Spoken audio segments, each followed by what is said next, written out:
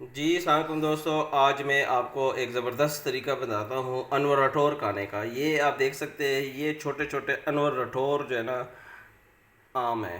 ठीक है, अनवर रठौर आम। अच्छा, कुछ लोग कहते हैं कि इसको चूस के खाते हैं, कुछ लोग कहते हैं कि इसको जो है ना काट के खाते हैं। तो मैंने जो आज एक तरीका सीखा है, और उम्मीद है कि आपको बहुत पसंद आएगा। उस तरह आप खाओगे तो आपको जो है ना बहुत मज़ा आएगा। सबसे पहले आपने ये करना है कि इनको धोना है, साफ़ करना है। अब ये मेरे पास पड़े हुए साफ़ किए हुए, ठीक है। अब इसके बाद आपने ये करना ये है कि इसके जो है ना वो स्किन उतारने हैं, छिलके उतारने हैं। तो चलिए शुरू करते हैं, देखते हैं। अच्छा, तो करना आपने क्या है कि इसके छिलके उतार देने हैं। देखिए, अब ये जैसे मैंने एक छिलके उतार दिए ना, ये देखें, ये देखें, ये ज़बरदस्त इसका हल्का सा जो है स्किन उतार दिया। इसके बाद आपने इसको जो है ना खाना है। तो आपको बेहतरीन जो है ना 2 मिनट के अंदर अंदर साफ़ सुथरा जो है ना अनवर टोर मिलेगा।